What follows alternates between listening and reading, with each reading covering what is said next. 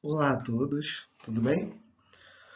Eu gostaria de começar agradecendo o convite do Colóquio de Zoologia Cultural, agradecer ao professor Gilmar, que fez esse convite para que eu trouxesse essa palestra para vocês. Gostaria de começar me apresentando. Eu me chamo Brendo Araújo Gomes, sou graduado em Ciências Biológicas, modalidade licenciatura pela Unirio, pela Universidade Federal do Estado do Rio de Janeiro. Sou mestre em Biotecnologia Vegetal pelo programa de pós-graduação em Biotecnologia Vegetal e Bioprocessos da UFRJ e estou com doutorado em andamento no mesmo programa também no UFRJ. Gostaria de falar um pouco sobre essa temática que eu escolhi, o professor Lidiomar me propôs a trazer para vocês. Erancô, os animais nas religiões afro-brasileiras. O meu intuito com essa palestra, com essa apresentação para vocês, é trazer um pouco de conhecimento acerca das relações dos animais nas religiões afro-brasileiras.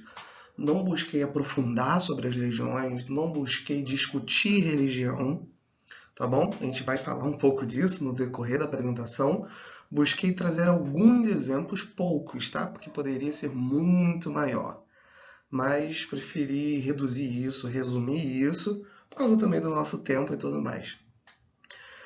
Mas Erancô são animais em Yorubá, né? Então por isso trazer essa correlação, essa coisa bonita, essa relação, essas simbologias, essas associações dos animais nas religiões afro-brasileiras. Começando por, por quais são as religiões afro-brasileiras.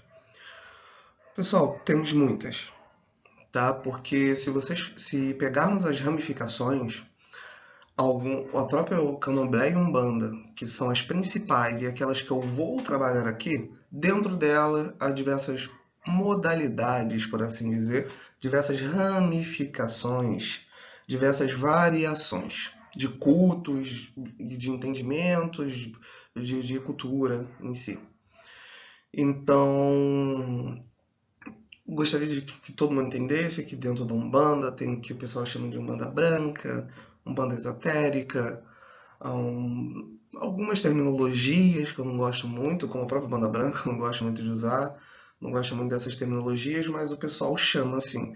Aí temos as ramificações da Quimbanda, que o pessoal chama, que tem toda uma analogia com outro tipo de magia, e o Candomblé com suas diversas nações. Então o foco aqui vai ser um Candomblé mais generalizado, geral, e também uma banda tradicional, e o que eu estou chamando de generalizado e tradicional, aquilo que o povo que não é da religião conhece mais, aquilo que o povo que é de fora tem mais conhecimento. Então eu vou tentar trazer ali, fora também dar uma pincelada aqui e ali, mostrando para vocês, falando para vocês as diferenças, né, dentro de cada uma dessas variações das religiões.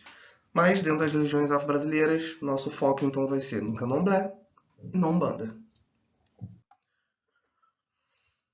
Queria começar com esse entendimento, né, da onde surgiu as religiões afro-brasileiras.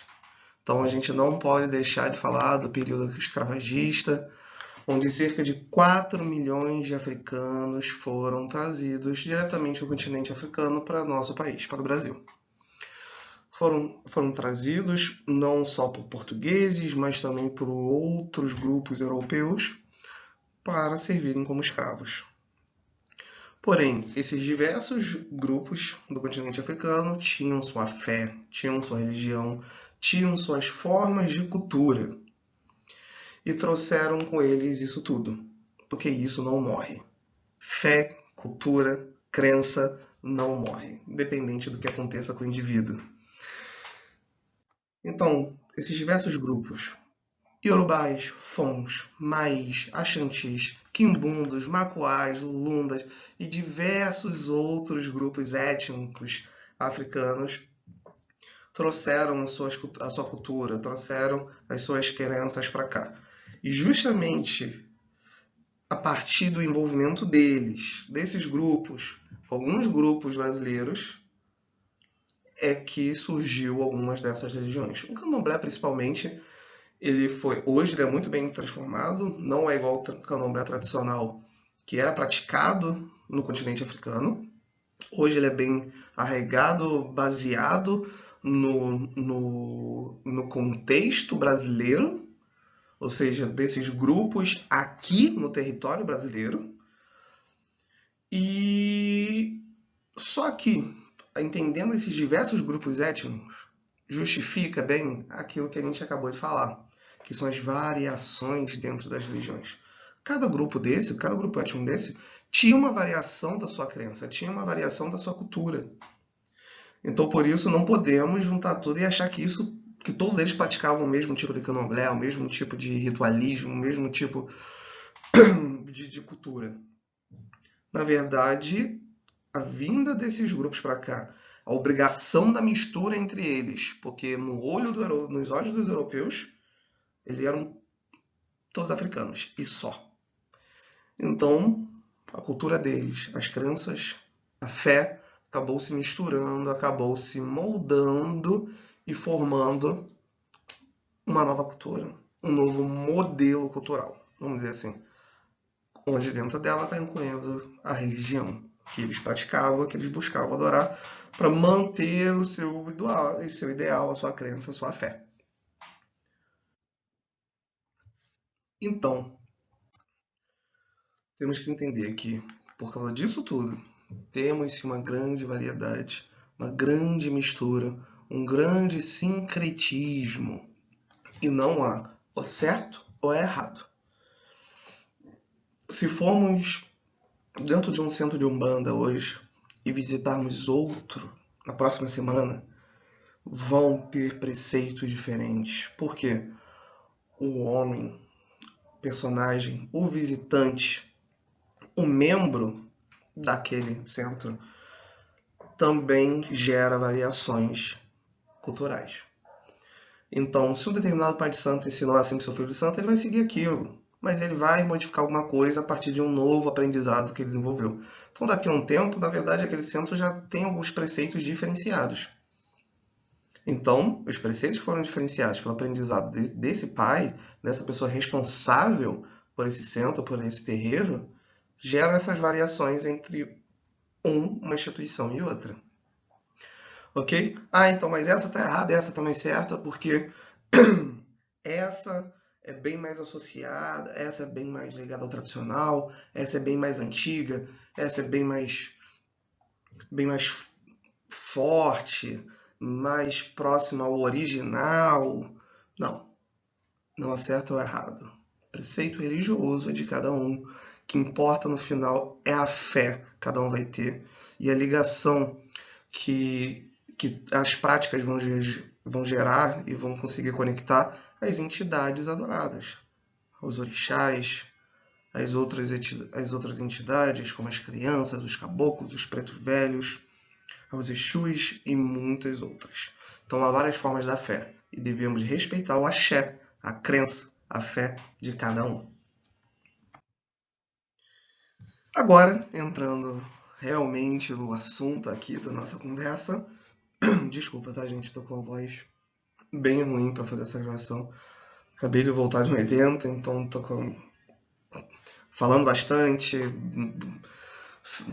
o clima, a variação e tudo. Então a voz está bem ruim. Mas vamos lá, firme e forte, e com certeza vai dar para entender. Qual seria o significado dos animais nessas religiões? Diversos. Os animais podem ser alvos de cultos, têm diversas simbologias, podem ter diversas associações esotéricas, podem ser utilizados como sacrifício, podem ser utilizados para ornamentação, podem ter algumas associações com alguns conceitos religiosos e são alvos de sacralização, alvos do culto, da cultura, da fé em si. Para isso, para a gente discutir um pouco, tornar tudo mais dinâmico, mais encaixadinho, trouxe diversos grupos taxonômicos para vocês. separado dentro de seus filos e classes. Quando eu fui montando a apresentação, buscando, estudando um pouco, esses foram os 5 principais filos que eu encontrei. Animais pertencentes, animais correlacionados aos cultos afro-brasileiros, que é o filo Molusca, Annelida, Artrópoda, Equinodermata e Chordata. E dentro desses filos eu entrei em algumas classes e trouxe alguns exemplos para vocês desses animais e as suas associações com entidades, com alguns cultos, para quê e por quê. Então vamos lá. Primeiro, quando a gente fala de animais, a gente não pode deixar de falar desse orixá. Oxóssi é o orixá da caça, muito associado também à natureza e a tudo a que ela pertence. Então, logo, todos os vegetais, todas as plantas, todos os animais, todos os seres associados à natureza são protegidos por Oxóssi. Então, logo, uma grande correlação aqui. A primeira que devemos ter é essa. Animais são seres protegidos por esse orixá. Podemos fazer a mesma associação com os caboclos. Caboclos já são entidades de Umbanda associadas aos nativos brasileiros, aos indígenas. Então, são seres que vivem nas matas, são seres que conhecem as matas, caçam animais, se alimentam de animais para a sua subsistência, mas também protegem esses mesmos animais porque são justos, os utilizam de forma adequada. Também muito ligado fortemente à natureza e essa proteção aos animais.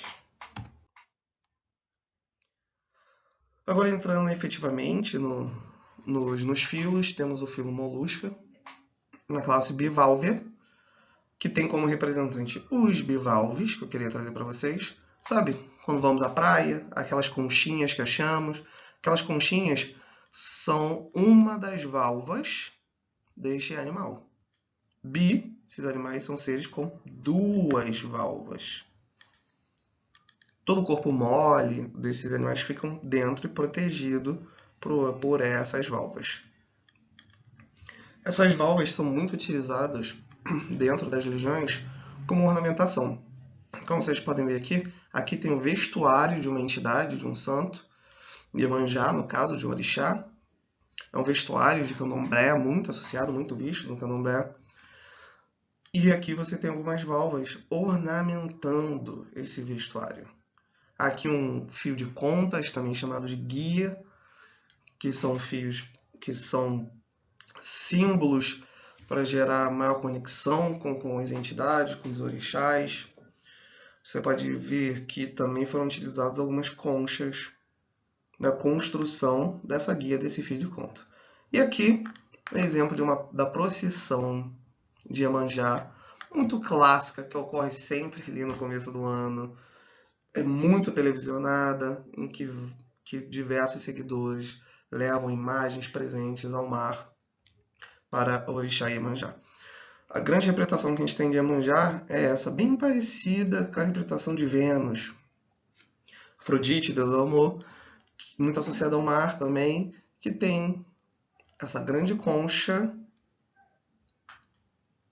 e a entidade dentro, no meio, como a pérola, como uma preciosidade daquele local. O orixá Iemanjá é a protetora, guardiã, mãe dos mares. Por isso também essa forte associação com tudo aquilo que vem do mar. Acabamos de falar de Oxóssi, protetor da natureza, guardião, e tudo aquilo fica na natureza. Iemanjá, protetora, guardiã, mãe, rainha, dona de tudo que tem no mar, nos oceanos. Ainda no filo Molusco, mas agora na classe Gastrópoda, que temos como representantes os caracóis, os escaramujos e as lesmas, podemos falar de 2 coisas. Primeira, ornamentação. Isso daqui é um assentamento, é um preceito de candomblé, é onde vão ficar os ibás, as quartinhas, os jarros, os vasos, com os segredos a força da entidade de cada indivíduo, do orixá de cada indivíduo. E alguns vasos são muito bem ornamentados, muito bem decorados. Mas além disso, gostaria de falar desse orixá, Oxalá, mas que em algumas doutrinas de Candomblé, Oxalofã e Oxaguian. Oxalofã, uma forma bem simples, Oxalá velho, e Oxaguian, Oxalá novo. Qual a associação desse orixá com os caracóis, com esse grupo? É a comida favorita deste orixá. Quando a gente fala do Candomblé, todos os santos têm sua comida, tá? São comidas, inclusive, que são feitas e oferecidas em muitos preceitos para essas entidades. São comidas feitas em festas também, que alguns filhos podem se alimentar, membros, visitantes das casas, mas também que são oferecidas aos orixás.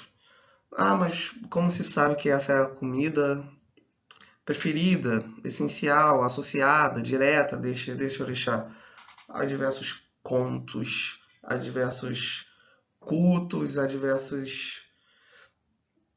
A própria passagem do conceito, da história, boca a boca, faz com que tenhamos esse entendimento.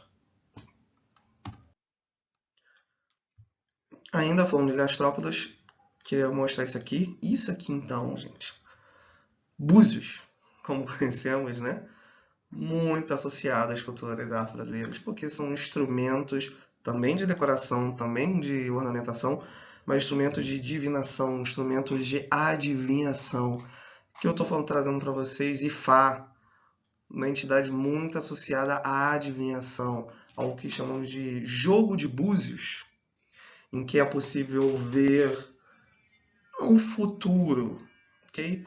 Mas o caminho que aquela pessoa deve traçar ou algo que aquela pessoa deve fazer para adentrar determinados caminhos, para acertar melhor o destino ou acertar o que se deve ao passado. Ifá, muito cultuado, Candomblé, mas os pretos velhos na Umbanda também usam muito os búzios. São os pretos velhos, principalmente na Umbanda, dentro do meu conhecimento, é claro, que se utilizam dos búzios para fazer toda essa arte do jogo, toda essa arte da adivinhação. Aqui agora vamos entrar um pouco na Umbanda esotérica, na Umbanda cabalística, que é aquela que tem muito esoterismo misturado, né? Tem muito... Como assim esoterismo? Um grande exemplo que eu posso dar para vocês são esses que eu trouxe. Por exemplo, dentro do filo Anélida temos os oligoquetos, que temos como representantes as minhocas. Minhocas são seres que vivem na Terra, seres que reviram a Terra. Seres muito encontrados debaixo da Terra.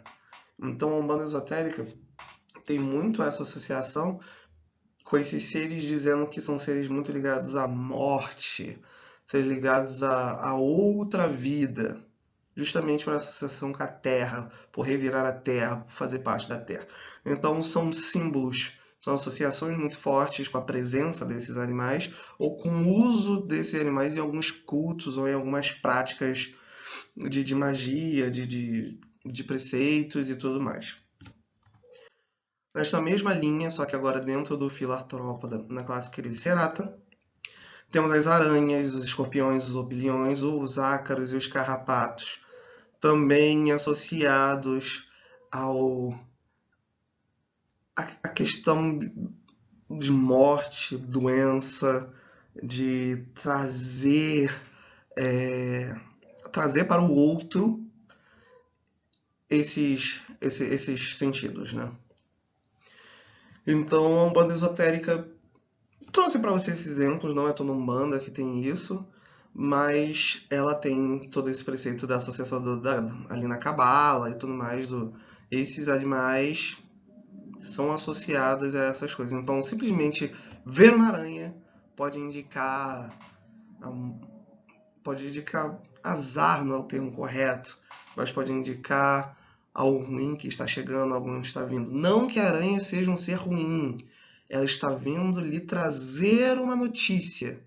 Ela está vindo ali representar algo para você. Ela é um instrumento de aviso. Ok? Vou deixar claro. Ainda no Filotópoda, mas agora na classe Insecta, onde temos todos os insetos, moscas, besouros, percevejos, entre muitos outros, mas principalmente esses, as moscas, os besouros e os percevejos, mesmo simbolismo das coisas que falamos atrás, ali associadas às aranhas e tudo mais. São símbolos de que algumas entidades ruins estão ali presentes, que coisas ruins virão, de renovação. Então são avisos, são símbolos, são associações, são recados do divino para nós, apenas pela sua presença. Ainda em Insecta, vamos falar de borboletas e libelas, que são dois seres muito associados ao orixá Yansan.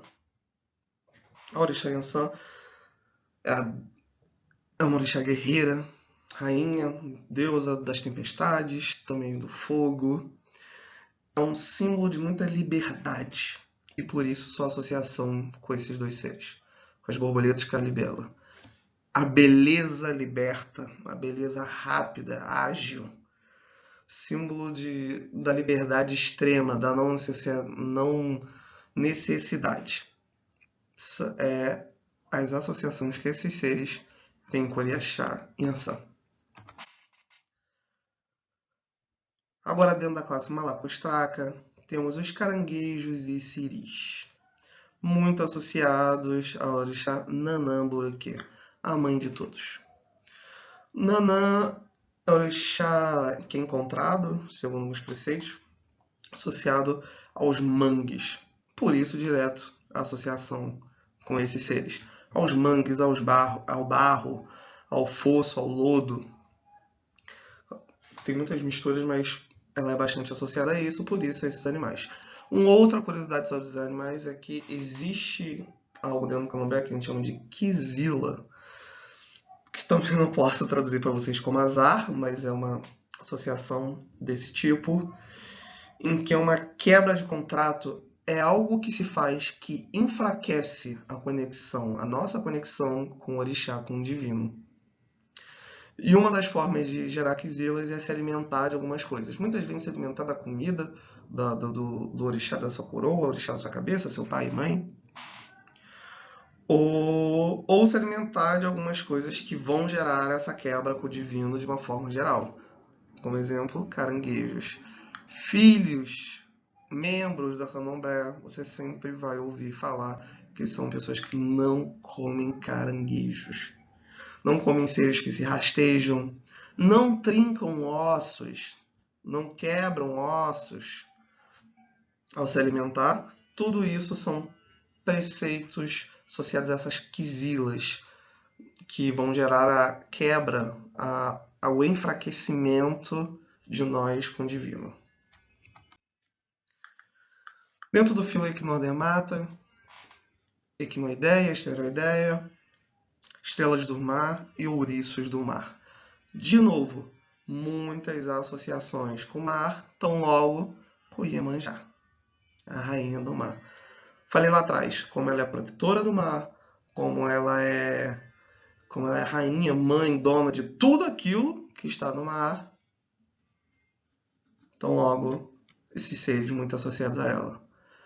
E alguns cultos são oferecidos como sacrifício, mas na maior parte são símbolos de associação ou utilizados para ornamentação. Ok? Trouxe aqui alguns exemplos, algumas imagens para vocês entenderem de que eu estou falando, das representações.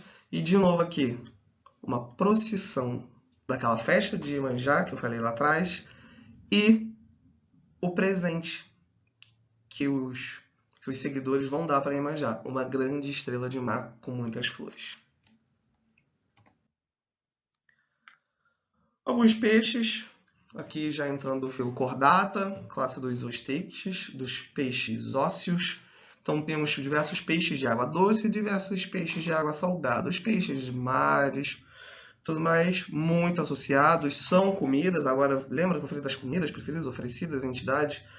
São, são alvo de preparos para esse orixá, Iemanjá. Já o de água doce, para a mãe dos rios, das cachoeiras, dos locais de água doce, a orixá Oxum.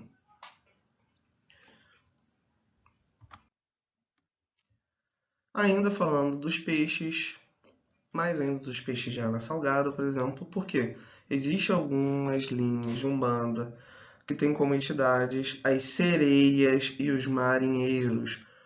Serem entidades muito ligados a Iemanjá, também muito ligados aos mares. Então, logo, todas essas coisas que também vêm do mar, como peixes, as estrelas e os ouriços do mar, as conchas dos bivalves, também são associados a esses seres.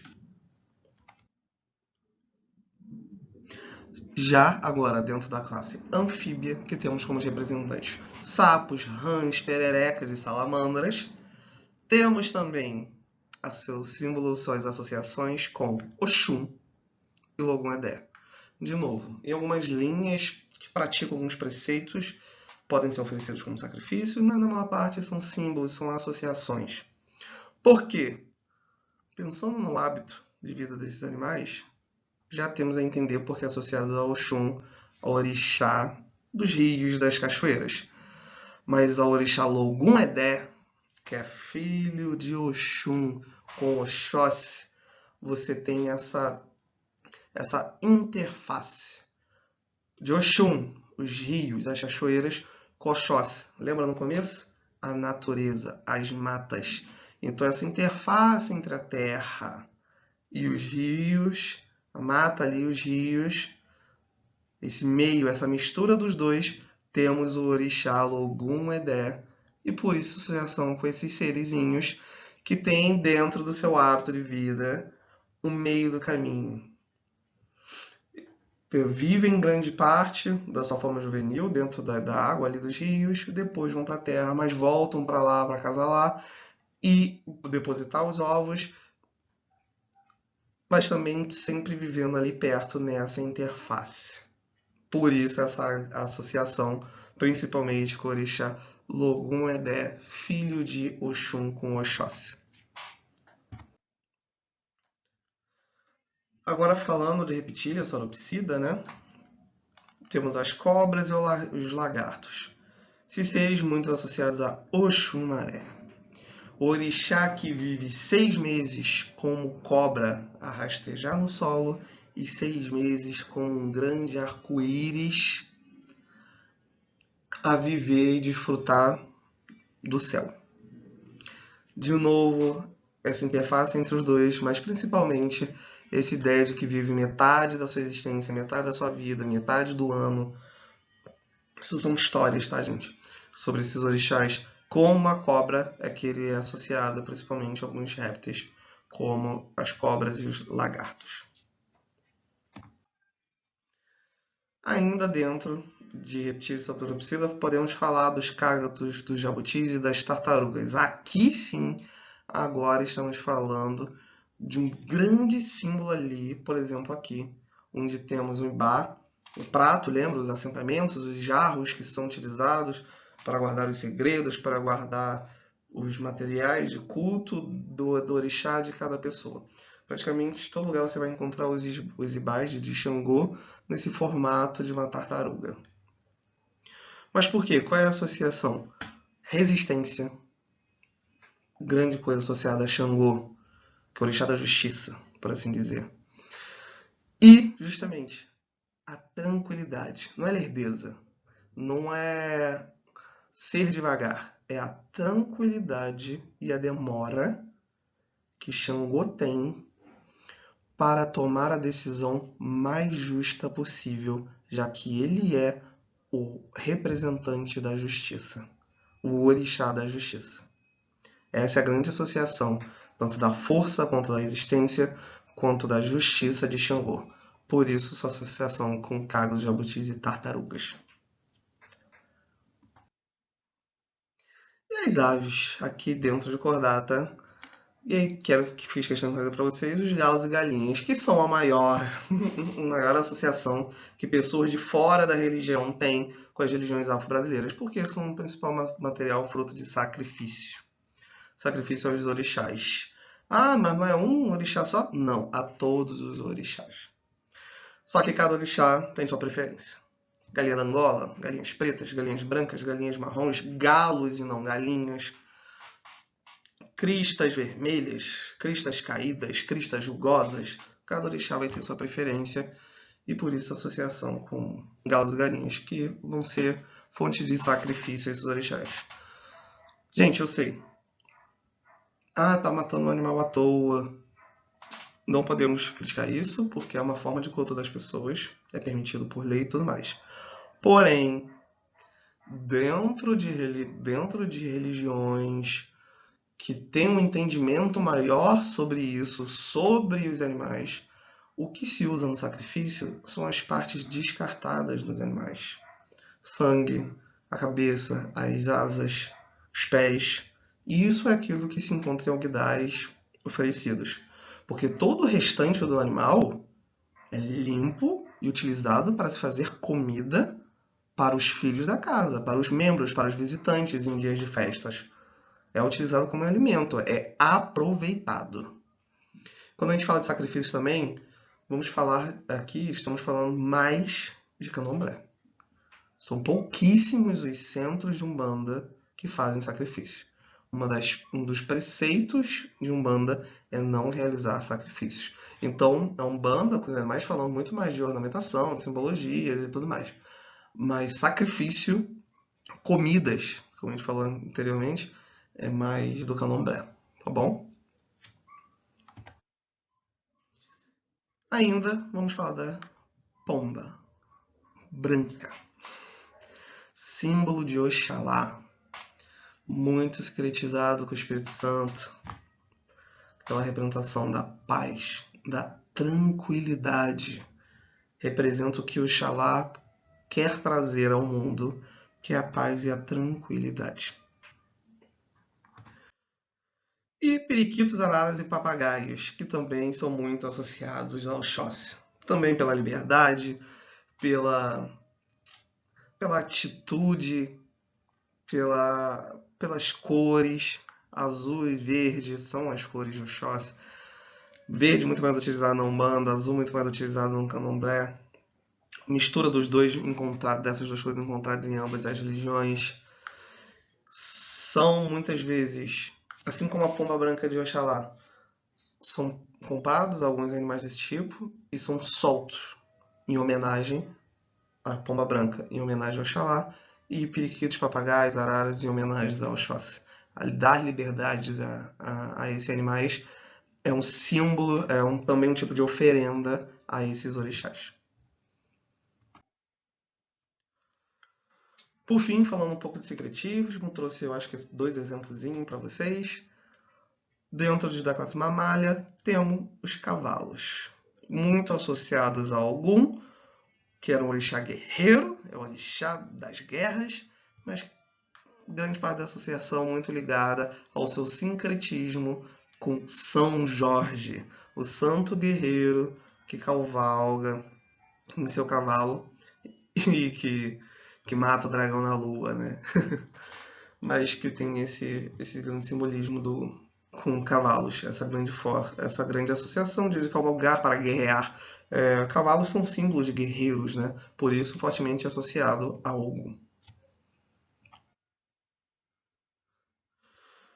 Cavalos e éguas, assim também como bois e vacas, também são muito associadas aos boiadeiros. Agora aqui uma entidade de Umbanda, tá, gente?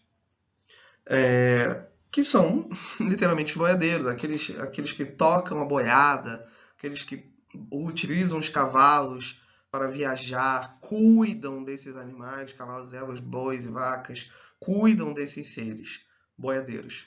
Entidade muito associada ao laço, esse chapéu, interior do Brasil, né? Essas entidades existem dentro da Umbanda, são fortemente associados a esses dois grupos. Mais um sincretismo para vocês. Omulu e Obaloaiê, o orixá da passagem, o orixá das mazelas, da doença, da cura, da saúde, que é sincretizado com São Lázaro, que sempre tem em suas representações 2 cachorros lambendo suas chagas, lambendo suas feridas. Por isso que cachorros são muito associados a Omulu e Obaloaiê. E carneiros, cabritos, também um outro símbolo forte, assim como ali nas aves, as galinhas, associados ao candomblé por sacrifícios, com fontes de sacrifícios, mas carneiros, cabritos pretos e também gatos pretos são muito associados ao orixá Exu. Por quê? Esses seres que assombram, esses seres que vivem na noite, esses seres que vivem na interface do nosso plano para o próximo plano, são associados a Exu. Porque Exu é o orixá guardião, é o orixá mensageiro, é o orixá também da passagem. E aqui estamos falando de Exu orixá, tá bom, gente? Por isso que a gente está falando de candomblé. Porque na Umbanda, Exus, malandros e pombogiras são exemplos de Exus e também são associados a esses seres. Aqui, muitas vezes, esse aspecto ruim, esse aspecto monstruoso, são formas tomadas por Exu para que eles se imponham sobre algumas entidades de mau caminho, de más intenções. Essa é um dos preceitos associado bastante aos Exus. Além disso, gente, temos diversos outros orixás. O Miroco, Beji, Obá, Euá, Ossan, Ossanha. Alguns não são tão associados, não têm um simbolismo tão forte com animais, por isso que eu preferi não trazer. Mas que, se buscarmos mais a fundo na história, temos algumas associações básicas, como tal animal pertence a tal santo, é protegido porque esse santo gosta. Ah, mas baseado em quê? De novo, as histórias, aos contos sobre esses orixás. Às vezes tem um conto que faz uma forte associação desse orixá com algum animal, e por isso tem-se esse animal como bastante associado ao orixá. Mas aí nossa conversa ficaria muito longa e eu preferi não trazer. Porque quando eu falo de EBG, gente, eles têm uma correlação direta às crianças hereis da Umbanda. Que, assim como o Oxóssi da protetor da natureza e tudo que fica da natureza, podemos falar como os protetores também dos animais domésticos, tá, gente? Crianças gostam de animais, gostam de brincar, gostam de estar ali perto. Então, por isso, como protetores também de todos os animais domésticos. EBG e as crianças ou hereis. Por fim, gente, Modupé, muito obrigado. Gostaria de agradecer demais o convite para ministrar essa apresentação, para poder trazer essa história para vocês, esse entendimento para vocês. Gostaria de agradecer os organizadores do Colóquio de Zoologia Cultural desse ano, trazer essa mensagem, diga não à intolerância religiosa. Espero que eu possa ter trazido algumas curiosidades para vocês, que foi a intenção, mostrar para vocês os animais ali dentro da religião, sabendo-se que podemos utilizar essas associações para diversos alvos como base para diversas pesquisas, estudos, como material de divulgação e tudo mais. Então, gente, muito obrigado pela atenção, por terem assistido e até breve.